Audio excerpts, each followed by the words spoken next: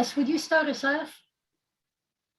Yes, I'm so glad to be gathered together with some of my fellow mystery writers. I'm looking forward to hearing about your works and chatting about mystery writing in general, our processes and so forth, and introducing ourselves. But before we came on, we said we wanted to say a word to remember Caroline Todd and offer our condolences to her family and fans, of whom there were many, and to also, let people know that our hearts reach out to everybody affected by Hurricane Ida, and the Bouchercon planners in New Orleans who put such great work into their conference that has to be postponed for several years. But we're looking forward to gathering in Minneapolis next year for Bouchercon and meeting each other in real life in the future. But in the meantime, here we are. Thank you. Shall we introduce ourselves? Erica, would you like to start? Sure. My name is Erica Ruth Neubauer. I am the author of the Jane Wonderly mysteries. The first is Murder at the Mina House. It came out in March, just after the pandemic started. It's set in 1926 Egypt, and the second, Murder at Wedgefield Manor, just came out this past March and is set in an English manor house. It's a manor house mystery.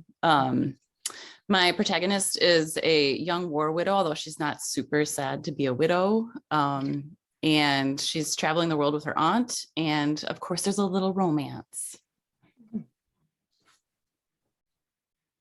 That's it. Susan.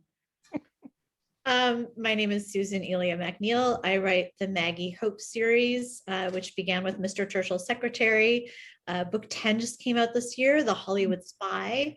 And now I'm going to be taking a small break from the Maggie Hope series to write my first standalone. So that's what I'm working on now. It should be out in theory next fall. So I'm really excited about that. And that's about it, I think. Elizabeth. Hi, my name is Elizabeth Cooper. I am a new author. My first book came out in October of 2020, The Jade Tiger. And the second book in the series came out the following January. It's set in 1928 New York City and features an aspiring operatic soprano who has a Danish boyfriend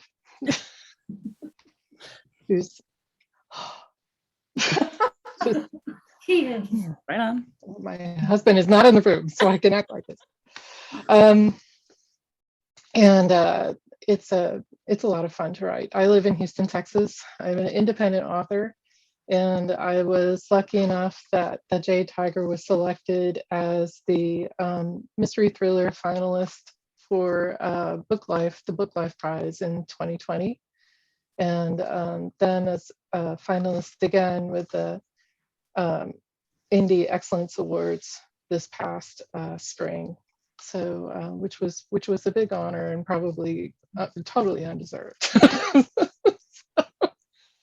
So that's me. Jess. Well, I write the Kinship Mystery series inspired by Ohio's true first female sheriff in 1925. The most recent book is called The Stills. You can see the cover in my background, and I'll hold up the book too. It came out this past spring, and it's set in 1927 Appalachia. And as you might guess from the title, The Stills, focuses on several aspects of bootlegging and prohibition. So, and I live just south of Dayton, Ohio. Okay, I'm Sarah Smith. My most recent book is Crimes and Survivors, which is about a woman who becomes a survivor of the Titanic, and what happens in New York in the original after that. I write the Alexander Risden and Predator Haley books, an Edwardian series. And I've also written Chasing Shakespeare's, which is about the Shakespeare authorship, and a YA paranormal, like The Other Side of Dark, which won the Agatha. And I live outside of Boston.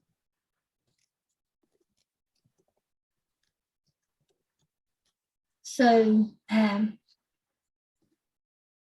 what was the most fun for all of us to research in our books?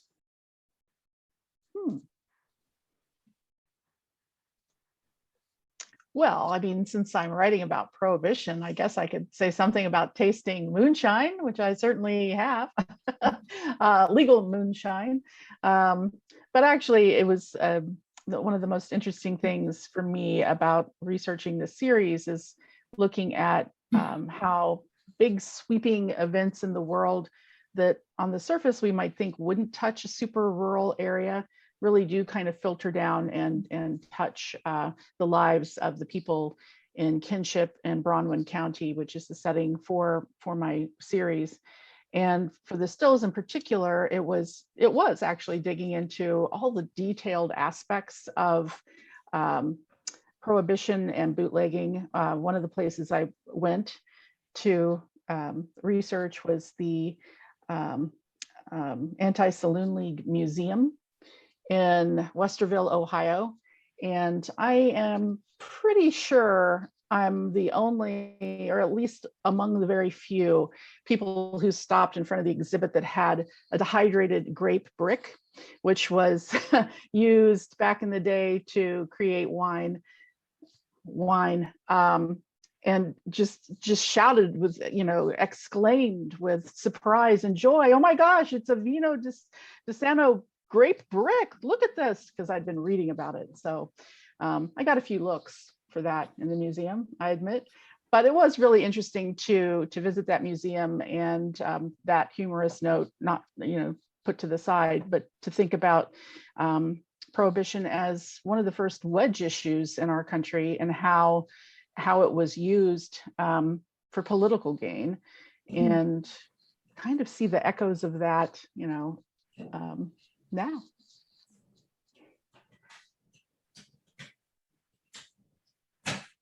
Susan, you've done all sorts of interesting research for those books. I'm just in awe of what you've done. Oh my gosh, thank you so much.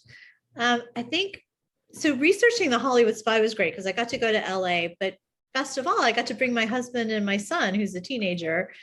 And I can't say they loved research necessarily, but we did go to a lot of restaurants and they loved that. So we went to the Tam O'Shanter where Walt Disney used to hang out, and they loved that. And then we went to Cole's, which is like the roast beef sandwiches, the dip that you dip, the French dip.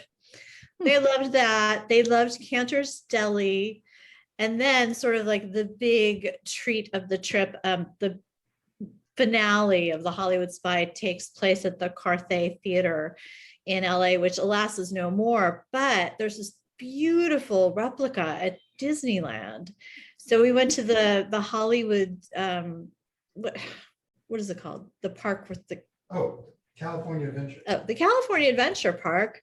And I got to sort of like wander around and have drinks there. And it was just so cool because they had all these old pictures of the Carthay Theater. And so my son, who's a teenager, thought that was really amazing and really fun research to be able to go to Disneyland. So nice. Yeah. Awesome. Okay.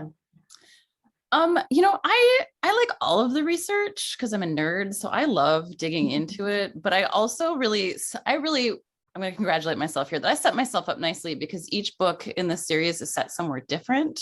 So I have an excuse to go somewhere different every time. So the first was Egypt, and I did get to go. That was a huge bucket list trip for me. It was someplace I'd wanted to go since I was really little. And so, yeah, it was amazing. And then England, and then the third book is set on a transatlantic cruise. So I did that, although I would not recommend doing that in November. There's a lot of this with that boat. Hard pass on that. And then the fourth book is set in Istanbul. And so I am currently trying to figure out how I might be able to go get myself to Istanbul. And I am so jealous. I I think that's brilliant, though. I think the next things that I write, I'm going to have to think, all right, to heck with, character motivation and plot and what the market's interested in. Where do I want to go? I will say, I mean, it is setting yourself up to really have to do a lot of new research for your setting for each book. Yeah. But I like that. I like reading about the history and that kind of stuff. So Absolutely. I think readers do too. I mean, I'm listening and I'm thinking oh, I'd like to go visit, armchair visit Egypt and Constantinople and Yeah. sounds amazing. Yes, I've been trying to figure out something I can set in Istanbul so that I can go to Istanbul, which is on my bucket list. same. Elizabeth, did you get to go to Shanghai? No, I didn't. But it was. I didn't take a trip, although we are planning a trip to San Francisco. The interesting thing about opera in the 1920s was that it's sort of equivalent to K-pop today. They're incredibly popular. I was doing a lot of research into the sopranos and tenors of the time, and of course we know a few of them, but a really significant one was Geraldine Farrar.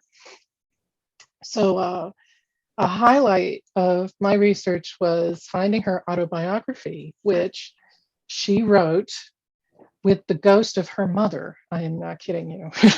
So That's she awesome. alternates, she alternates chapters. She writes one, and then the ghost of her mother writes the next one. Oh yeah. my I mean, okay, so we look back on history and these characters, and we think, well, it was 100 years ago, they were a little buttoned up, but they were pretty crazy.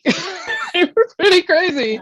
And Geraldine Farrar was hugely popular. It could have been for a bunch of different reasons, but probably one of the major ones was with radio and records becoming more popular, and a large immigrant population that was coming through from Europe. And in Europe, you went to the opera once a week, sometimes more than once a week. Monday through Sunday was Mozart, Beethoven, J.S. Bach even had a few things. I mean, it was very, and in Italy, we always think of Italy, but it was everywhere. It was all over Europe. So I wanted to read about that. And Geraldine Farrar, I got her autobiography, which there. And then the highlight for me was when I opened the cover when it arrived. I just happened to get a signed copy. It's in terrible shape, but this is a woman who would she made where she had to travel, and she traveled to San Francisco to sing at the opera house there because it was brand new at the end of in the mid-20s. And she would carouse with the coachman and roll her stockings down and jump up onto a table in the bar room and do the jitterbug. She had a bunch of fans called Jerry Flappers, and when she finally retired, they mobbed the street. Now, we think about pop stars, so reading about this was really exciting for me, because what happened was there were thousands of people outside the old Met. And Geraldine Farrar came out, and they wouldn't let her pass. They would not let her car pass until her driver put the top down on the convertible. She stood up in the back seat and sang the aria from Manon. They wouldn't let her go. And then they let her go. Opera was a big deal. And it was also this real representation of class struggle. And so learning about her was probably the highlight of my research. And I do hope to take a trip, but unfortunately with COVID being the way it is, it hasn't really been in the cards yet, but sometime soon. Go to San Francisco. They have a beautiful opera house there that was built in the mid 20s, late 30s, mid 20s, early 30s. I can't remember exactly when, but it's gorgeous. So I want to see that. Elizabeth, I Nice. never do your research. Um, I'd So be glad was- to do I it was for researching you. I live in Titanic. San Francisco and go to the opera all the time. Oh, Zara, is it wonderful? Yes, it's truly wonderful. It's one of my favorite opera houses anywhere. It's big enough to be a good opera house and small enough to feel intimate. Mm. Mm. These are two of my usual tea time friends, and we're doing this on tea time. So welcome Robin Hanson and Zara Hyman. Robin is from Maine and Zara is from San Francisco. And so I was researching Titanic, and I wanted to go there, but it's scary and too expensive. So I was building myself little scraps of Titanic all over. For instance, Titanic was 882 feet long and 9 inches. And so I measured out 882 feet and 9 inches on Google Maps, and on a freezing cold, windy February day, I got myself dressed up in a 1912-ish coat and a big hat, and walked the length of the deck. And I had to clutch the hat, and it was very cold. And that was as close as I got to Titanic. Hmm. That one that books. That's clever though. Incredibly cool. It was good. It was freezing. And Cool in a different sense. yes. So we're all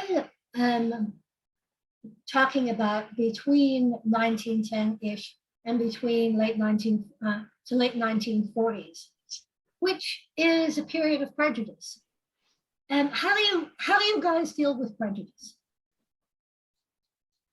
Well, I addressed it head on in my second book called The Hollows, which is set in 1926, and a major portion, or the core of the plot really is around the WKKK, which was the women's KKK. It was its own group. Unfortunately, they had chapters in every state in the Union at the time, and the biggest ones were in Ohio and Illinois and Pennsylvania and Indiana, I believe. So I have to admit, perhaps naive, maybe it's naive, but I was really surprised to learn about this separate women's KKK that was very prominent in the 1920s. And then once I got past being shocked, I reminded myself that if women can do great things, women can do awful things, and that I needed to be a little courageous and write about it.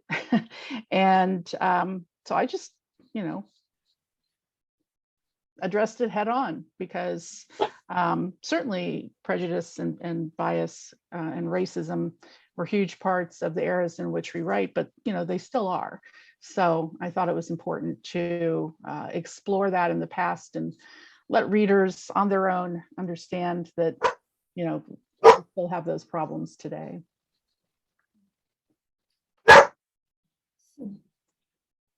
Susan, I was particularly impressed by a scene in one of your books where a Black lesbian is talking with Maggie, and that I was very interested in how you managed to bring that in as a social issue without waving flags.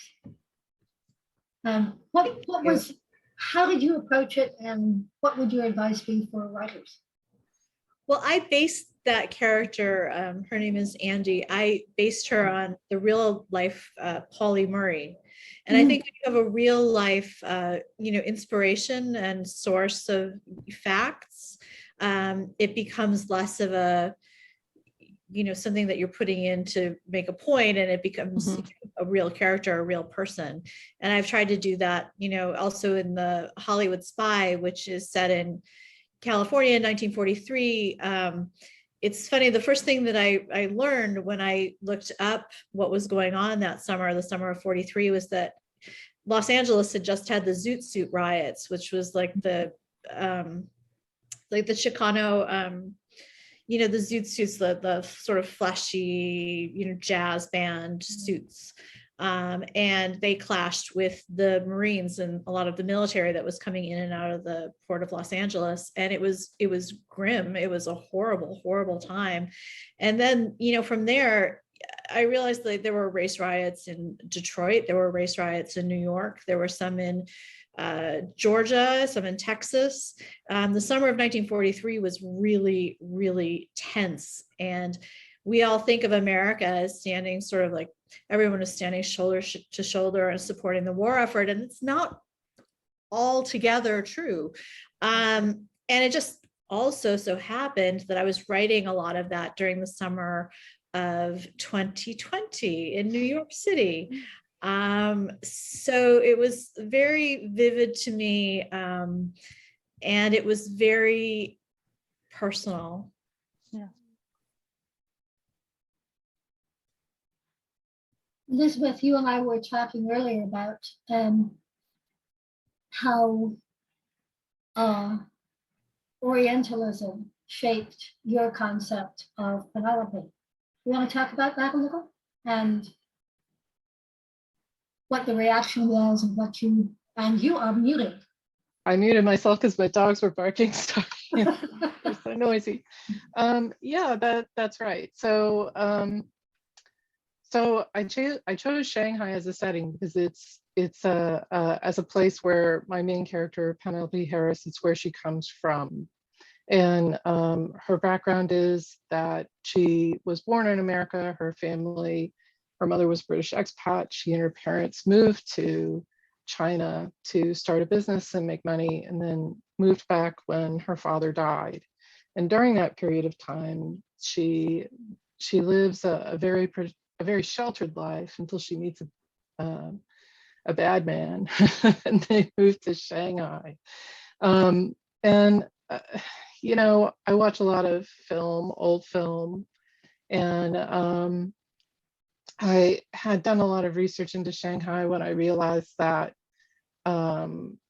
in noir film, Shanghai was a source of some prejudice from a Westerner perspective. So from the perspective of Orientalism and casting Asian characters as the bad guy and the setting as the bad place, where people go and they get up to no good. And I really had to think about how I would treat that setting and how I'd refer to where they were. I made a decision not to have any Asian characters in it, and I adjusted that in my historical notes.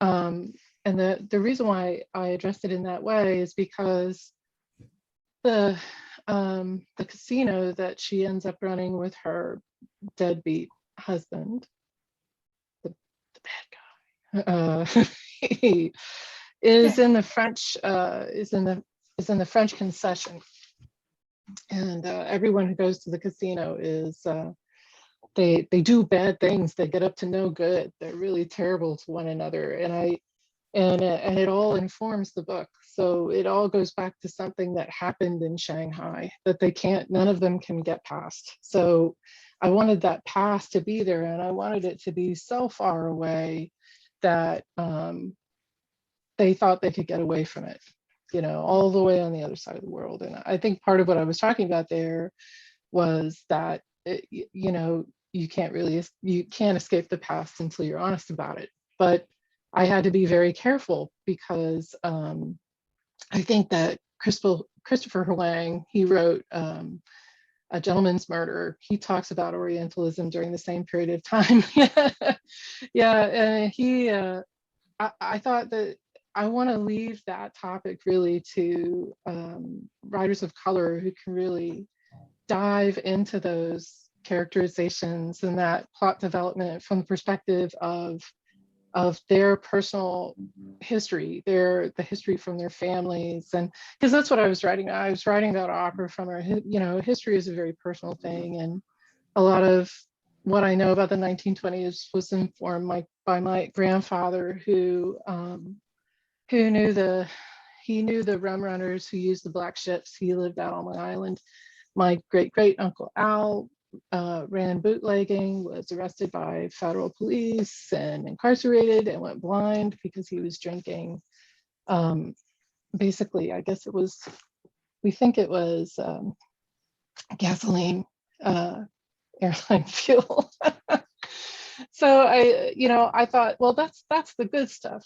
Those are my stories that I feel a real connection to. So I use Shanghai as a setting of where they came from, but what they do there is very biased. And I talk about that in my historical note. I think we all sort of have to approach history from the perspective of, we can't comprehensively talk about every story, every experience. We have to do our best and support those authors who haven't had a chance yet to tell their story.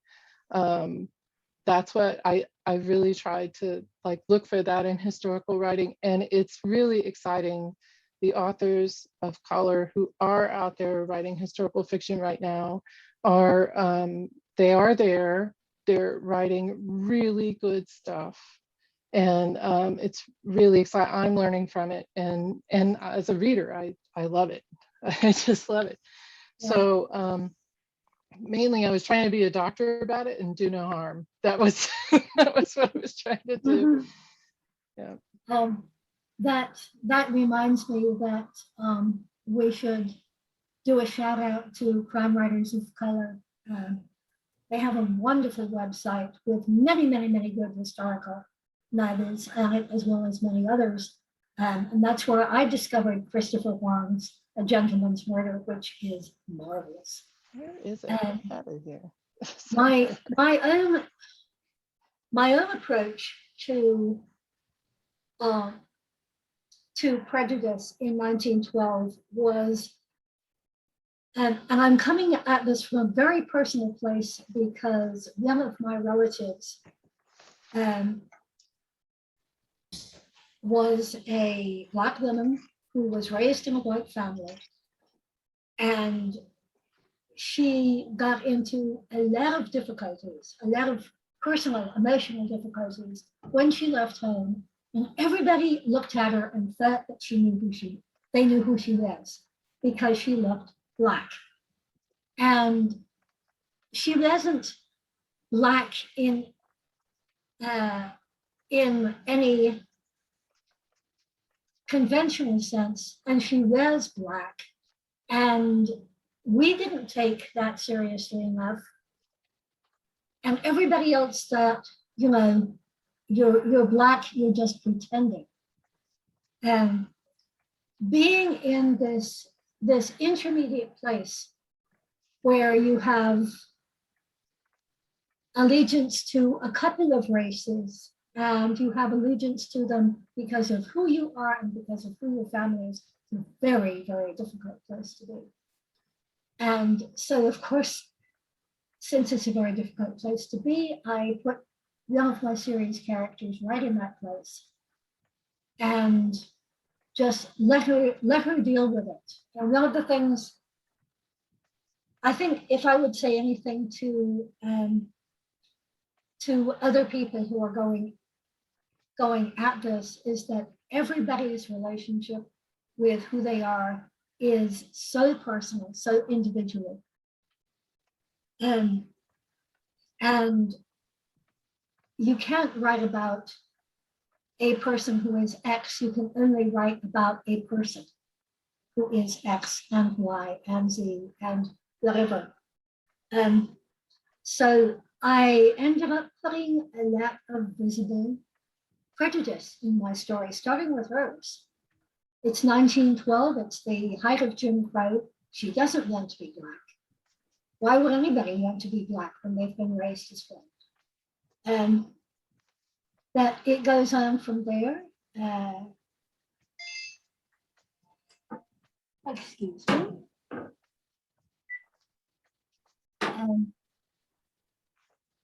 And I felt halfway, "Oh, I can't possibly get away with this." And then I felt, I have to get away with this because this is who my character is. And it's difficult. What drew you guys to historical fiction originally? Were you like history buffs from the word go, or Susan? Yes. You've got good. No, you're I'll not tell you. I was writing, I was doing some fiction writing, and most of my writing tended to be about, young women in contemporary New York, which was, I was a young woman in contemporary New York. And it wasn't until I went to London, and I went to the war rooms, that I decided I want to write Mr. Churchill's secretary. And it's so funny because I always have to thank the Muppets, and everybody gets a little sort of weirded out at this point. But my husband is one of the Sesame Street Jim Henson Muppets, and he was doing this character called Bear in the Big Blue House, which was on Disney Channel in the US, and it was really, really big in the UK. So we went there for basically a summer. And one of the first things I did was I went to the Cabinet War Rooms, and it was just such a catalyst. It was such a mind-blowing experience for me. So you're in this bunker. It has this like huge concrete slab overhead, so it was protected from the bombs during World War II. It's where the war cabinet met, and Winston Churchill and everyone who was making decisions about the war. And you can walk the same corridors, you see the same furniture, you see the same push prints in the map where they had left things at the end of the war. It was just so vivid to me that kind of just took me out of my contemporary New York woman thing and put me firmly into historical fiction land. Yes. How about you? Well, I had, under a different name, had been writing contemporary mysteries. And then I ran across this little tidbit of, historical fact that just really captured my imagination, and wrote a standalone historical coming of age novel called My 1 Square Inch of Alaska. And I think it was in that experience, of writing that I realized how much I enjoyed doing the research and thinking about stories set in the past. I'd always enjoyed reading historical fiction as well as contemporary fiction, but to be honest, I didn't set out and say, kind of like Susan was just describing, I didn't set out to say, oh, I'm going to start as a historical fiction writer. I kind of stumbled my way into it. And in terms of my series, I said earlier, it's inspired by Ohio's true first female sheriff in 1925 in the Appalachian area of Ohio. And I have to admit, I never would have just thought to myself, let's have a female sheriff in 1925 in Appalachia. Sure, why not? But I ran across her in doing some other research, and I was just really taken by the difficulties she would have faced and the idea of a character like that. So I guess in a way, historical fiction writing found me. Annika, how about you? First of all, I just want to say, Susan, I am delighted about the Muppets, because when I was a child, I'm not even afraid to tell anybody this. When I was a child, Kermit the Frog was my boyfriend. So I'm delighted by that whole story. Excellent. I think I came to writing historicals two ways. First is that it is absolutely what I love to read. I love to read historical mysteries. They're probably the thing that I gravitate towards the most. And also my dad raised me on old movies, old noir, old Humphrey Bogart, Cary Grant, and old Agatha Christie. So like Masterpiece Mystery and all of that was totally my childhood. So when I sat down to write my first novel, I was like, well, of course I'm going to set it in Egypt in the 1920s, because somewhere along the lines, I picked up very romantic ideas about the 20s in Egypt. And it's probably from watching all of that old Agatha Christie. And then reading those too. When I was like in middle school, I started reading Agatha Christie. So for me, it was just kind of a natural step. Elizabeth, how did you get into Shanghai in the 20s? Well, I just I've always been interested in history, and I've always written, but the two never came together until I started. I'm a lot like Erica Ruth. I just love historical mysteries, and it was sort of a way it was like a form of meditation to write a mystery. And I was always wondering, how am I going to, who would be the victim, which is actually the hardest. It's not figuring out who did it. That's like the easiest for me. It's the victim. Who am I going to kill, and how am I not going to end up crying into my cereal every morning because I killed somebody in my book. Anyway, but as I started writing, what really kept me writing and what really kept the connection to the story going, and what sort of brought it downhill for me, like so that there was a lot of momentum, was something I mentioned before, which is this connection, this personal hit. So when I started writing about opera, my father is a huge opera fan. We've seen operas all over the United States. We talk about opera all the time. But my family, when I started writing about New York, I began in the details, capturing a historical moments really in the details. And I kept finding these family stories that were coming through. And my mom read it, and she asked me if I was really aware of how much detail had come through about the family. It was really a lot of good stuff, particularly in the second book, Murder at the Met, which part of it takes place out on Long Island, which is where my family's from, not the Hamptons. So they were farmers and sailors and apparently bootleggers. So, but it was that's really what draws me to it. I think that personal connection with my family and the stories that really sort of bring you back to it's a happy place for me to be, but it's also a problem to solve, a puzzle. And I think that's, I mean, as a reader, that's what attracts me to a book. So I guess that makes sense, that it would be what draws me to writing about it too. Yeah.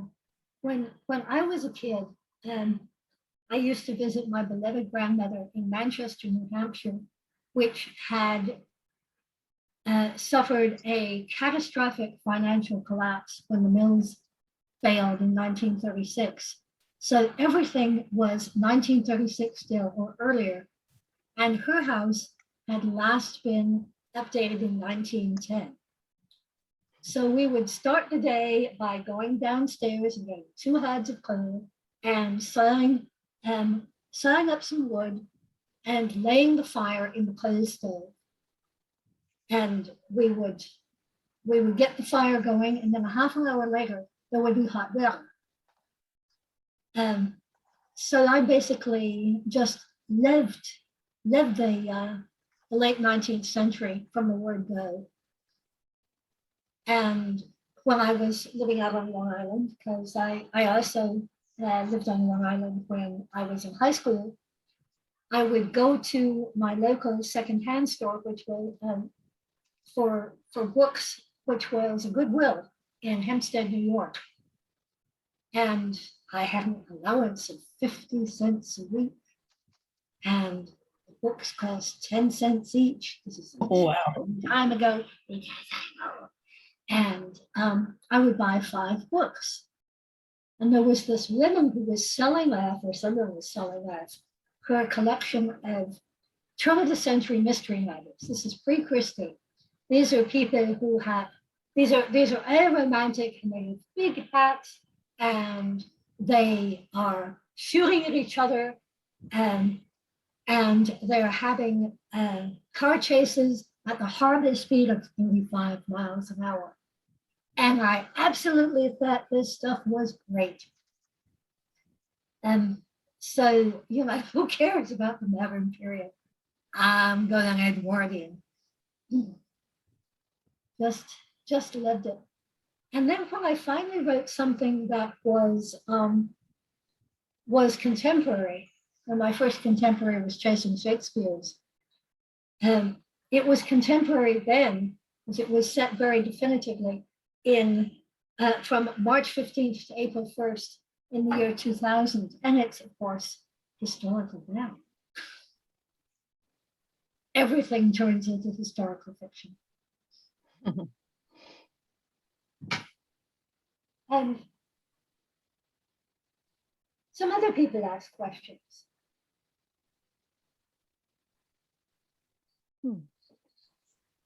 Well, I have a question for Elizabeth. Yeah. I'm just so interested in opera and classical music, and I'm just wondering, like, what brought you to writing about opera? Because you obviously know so much about it. So do you have a background in it? Were you a singer, musician? Oh my God. Oh no, don't make me. I am a terrible singer. I can't sing at all. My parents took me to see my first opera when I was 8 years old. And it was Carmen. And yeah. And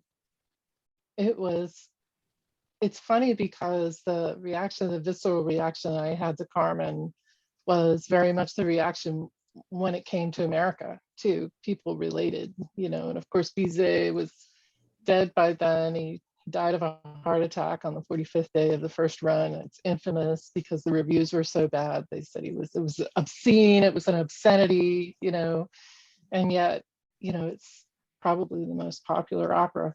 I don't know. I think my parents made it accessible for me, and that made it easy for me to relate to. And initially, my idea was to write a kind of madcap, sort of a comedic historical mystery. But I had a dream. And this is just so crazy. I had a dream, and in the dream, Penelope Harris, who's the main character, she was fully realized, and she was really mad. She was pissed off. Somebody had done her wrong in the dream. And it wasn't, I was watching this. It wasn't, I was a member of the audience, and she decided she was going to show off a little bit. And she sang I can't say it in French, but the habanera from Carmen. And I woke up and I thought, well, there it is. That scene's There she in the is. Jade Tiger. It was great.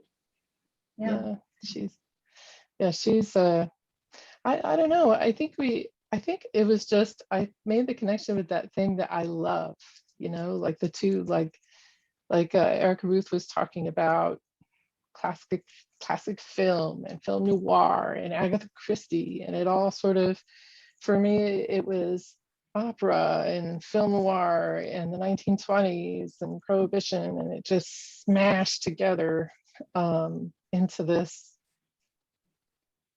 creative bundle, I guess. But yeah, I love opera. I do. It's wonderful. If you're going to start with one opera, I would start with La Boheme. Or if you're really stabby in a terrible mood, go see Tosca. Tosca will get you going. But yeah, every book has an opera in it. Every book has features an opera, and I talk about it and the singing and the characters and the people and how they get to it, and what they take from it. And it's fun. I don't know. It's fun. It's a good parable for writing, I think. Struggling to sing. Complete commitment to emotion. You've seen Maria Callas in Tosca? Yeah. Oh my gosh. Yeah. It's good stuff. these characters, though, these historical characters, Maria Callas, if you ever look at her background, she was more than just a pretty voice, a lot more, and very complex, a lot of good and a lot of bad too.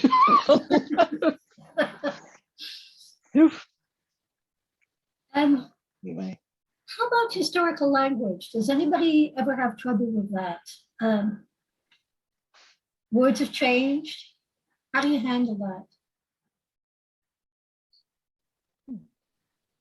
Well, I'll just jump in with that. I have a very good friend who's a professor emeritus at Berkeley, but she grew up in London during the Blitz. She was a little girl.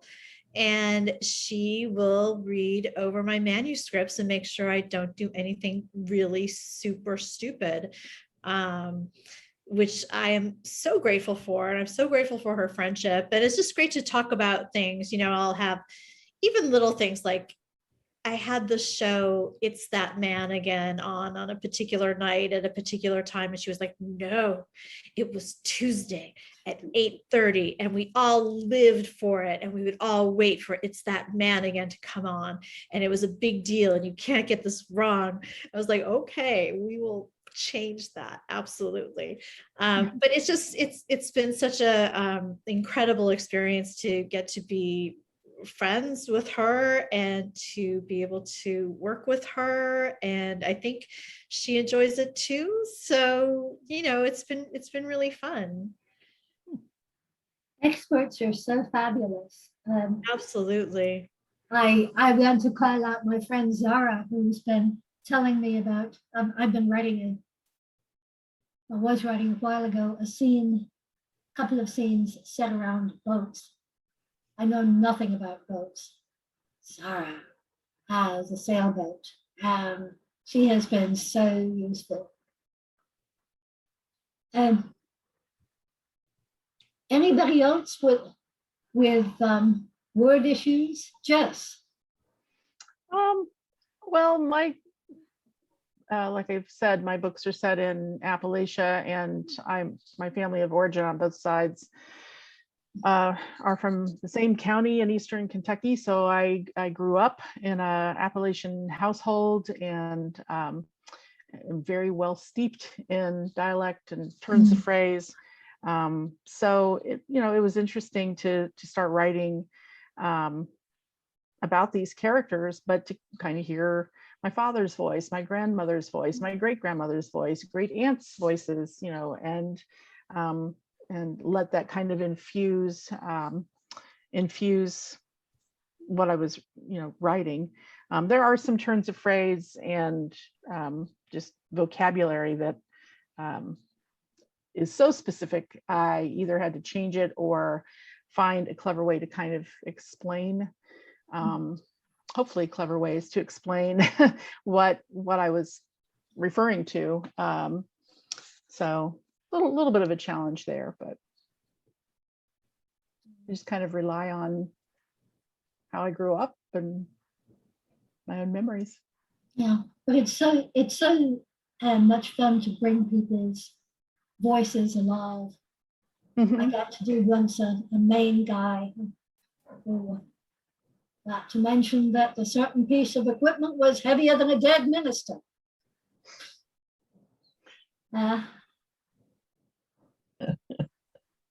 What do you? I had a question for Erica Ruth.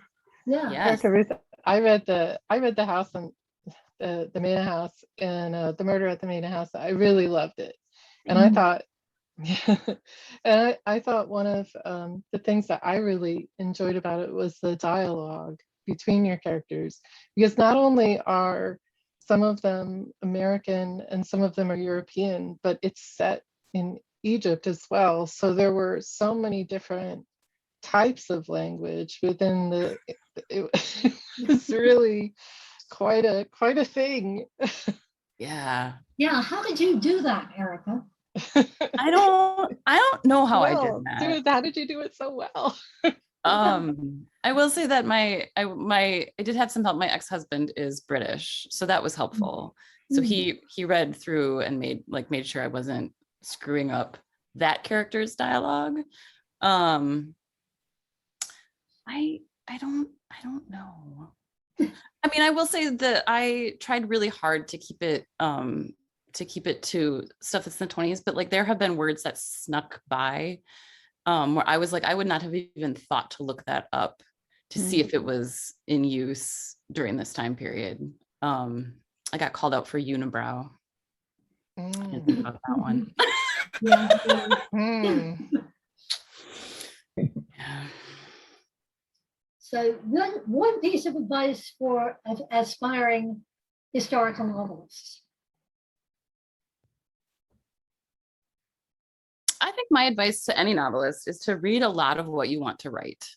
Read a lot in your genre and a lot in your subgenre, like a lot, as much as you can, because I think you'll kind of absorb the patterns and the patter and like the beats of the novel by doing that. I think that's one of the best educations you can give yourself. I would totally agree with that. And I would also say, not necessarily finding a writer's group, but maybe finding some trusted fellow writers through various organizations such as Sisters in Crime or Mystery Writers of America or other organizations, or, you know, by going to a workshop, eventually again in person or now virtually, or classes, and just finding 2 or 3 people that you trust and that you know they'll trust you to give constructive feedback, by which I mean not just being patted on the head each time around that, oh, what you wrote was perfect, but saying, you know, things like the descriptions were vivid, but they kind of slowed the pace down or whatever. You know, that's what I consider constructive feedback. Just suggestions about how to improve your own work from an outside eye, because it's so easy to get so close to your own work. Even if you give yourself a couple weeks to take a break from your work and then go back to it, you're still, you know, it's from within you. So it's hard to have that objectivity. So I think that's a piece of advice I would add to Erica, Ruth.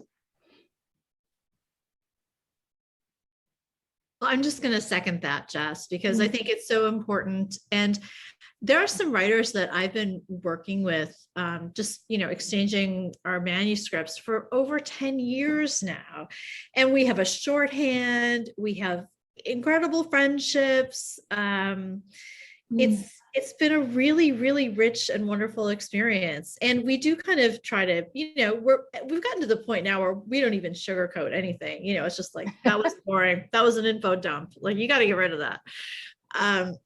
But like, we all know each other so well that it's not a big deal. So that's, and it also makes it fun. Like sometimes when I'm writing, I'm thinking like, oh, I can't wait to see what so-and-so says about this scene. Because, you know, I just like, I know that's like right up her alley.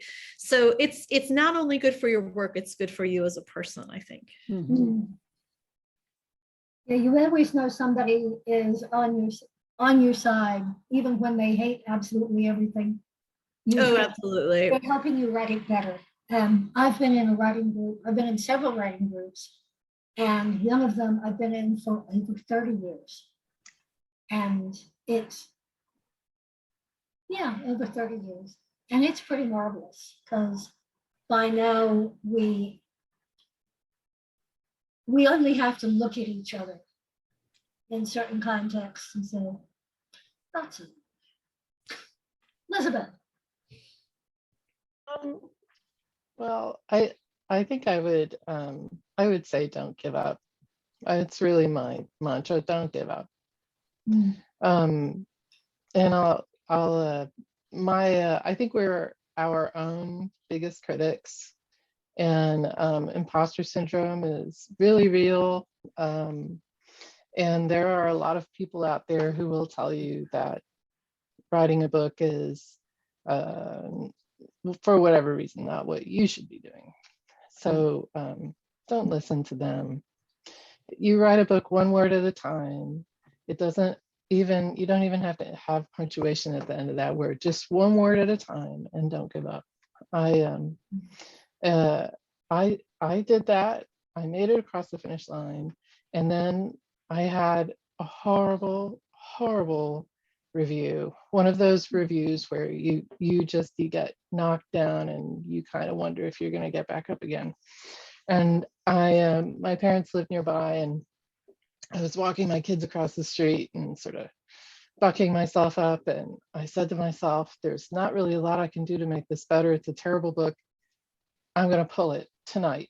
I'm going to pull it because I can do that. I'm an independent author. I can pull it right off the shelf so I gave myself permission. I'm going to do that. And I walked to their house. I sat down about 45 minutes. I checked my phone and I found out that I had won the Book Life Prize.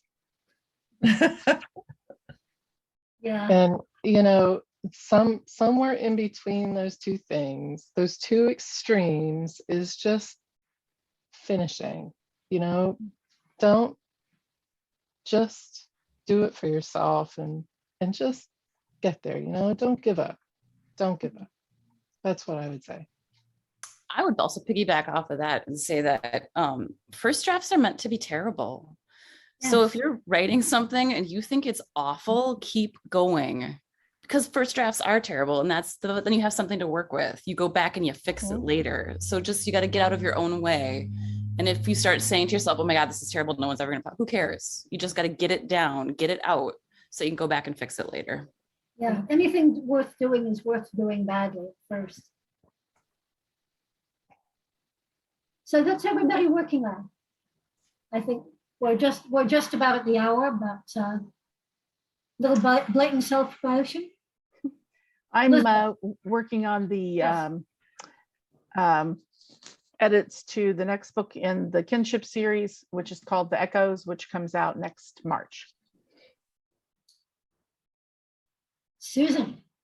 Well, The Hollywood Spy just came out this summer in hardcover, so look for that. And I'm now working on my first standalone book. And yes, Maggie Hope will continue. There will be many more Maggie Hope books, but for now, I wanted to take the opportunity to do something a little different. So it's pretty fun.